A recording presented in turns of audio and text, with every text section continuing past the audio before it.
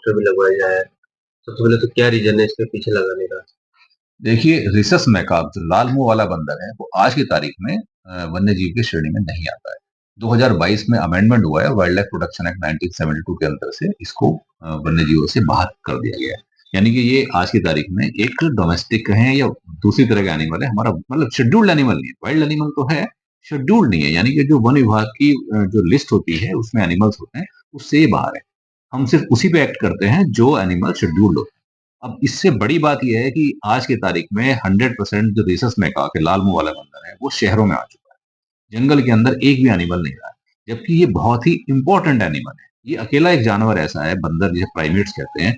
ये 48 तरह के पेड़ ऐसे होते हैं जिनके फलों को, जिनकी पत्तियों को ये खाता है और पेट में जाता है, और जब इसको पूप के थ्रू बाहर निकलता है तो वो सारे जर्मिनेट होते हैं। और यदि ये एनिमल उन फ्रूट्स को नहीं खाएगा तो उन ट्रीज का जो सीड है वो जर्मिनेट नहीं हो पाता या बहुत कम जर्मिनेट होता है। यानी कि ये जंगल के डेवलपमेंट के लिए एक बहुत बड़ा रोल प्ले करता है। लेकिन हमने इसको क्या कर दिया, हमने इसको यहाँ पे फूड देना शुरू कर दिया।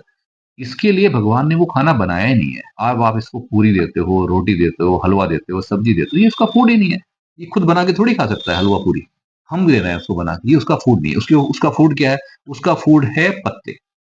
वो पत्ते खाएगा या जंगल के फ्रूट्स खाएगा, उन फलों को खाएगा, उसके उसके जो बीज है पेट में जाएंगे, और वो एक पूरा प्रोसेस इकोसिस्टम बनेगा। और जंगल पूरा पूरा जो बना है आज की तारीख में, वो इन जानवरों के खाने से, फैलाने से ही बना है।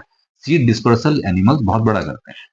इस बंदर का आपने ये बिगाड़ दिया। दूसरा आपने क्या किया, बहुत बड़ा नुकसान, इसको खाना देने से क्या क्या नुकसान हो रहा है। जंगल के अंदर आप ये देखिए कि अप्रैल मई जून में पूरा जंगल सूख जाता है। वहां पे ग्रीन ग्रास नहीं होती है। लेकिन वहां बहुत सारे हर्बीवोर्स ऐसे हैं, हिरन ऐसे हैं, जो प्रेग्नेंट होते हैं उस टाइम में, और उनको हरा चारा चाहिए होता है। वो हरा चारा कैसे खाएंगे? इसके लिए भगवान ने सिस्टम ऐसा बनाया हुआ है, बंदर की जीन में ये चीज डाली हुई है कि वो एक ट्विग खाता है, एक ट्विग नीचे फेंकता है। आप सीवी गार्डन में भी जाके देखेगा, जहां बंदर वहां पे घूम रहे हैं ना, उससे नीचे बहुत सारे आपको पत्ते टूटे हुए मिलेंगे। क्योंकि उसकी उसके दिमाग में डाला हुआ है भगवान ने कि एक ट्विग खाएगा, एक नीचे फेंकेगा, एक ट्विग खाएगा, वो नीचे फेंकने वाला काम किसके लिए कर रहा था? वो हर्बीवोर्स के लिए। जो प्रेग्नेंट हर्बीवोर है, जिसको हरा चारा चाहिए और वो पेड़ पे नहीं चढ़ सकता है, नीचे का घास सारा सूख गया, उसके लिए बंदर, उसका एक सिम्बायोसिस था, उसको ये देता था। लेकिन हमने इस फूड चेन को ब्रेक कर दिया। हम उसको खाना दे रहे हैं, और ये पिछली 10 20 40 जनरेशन से हम इसको खाना दिए जा रहे हैं। उसका बच्चा बराबर में बैठा हुआ है, वो देखता है, वो क्या सीख रहा है माँ बाप से? somebody will come, कोई आएगा आदमी हमें खाना देगा, हम खाएंगे। यानी कि हम भिखारी बन गए। अब वो अपना खाना खुद नहीं ढूंढ रहा है। जंगल में जाता है तो माँ बाप अपने बच्चों को सिखाते हैं ये पत्ता खाना है, ये पत्ता नहीं खाना है। क्योंकि जंगल के अंदर हर वनस्पति खाई नहीं जाती है। वहां उनको बताना पड़ता है ये फायदेमंद है, ये फायदेमंद। अब ये बंदर तो इसको सिखा ही नहीं रहे अपने बच्चों को। आज इन बंदरों को यदि मैं ले जाके जंगल के बीचों बीच छोड़ भी दूं, दे कैन नॉट सर्वाइव। वो सर्वाइव नहीं कर सकते, ना तो वो अपने फूड ढूंढ सकते हैं।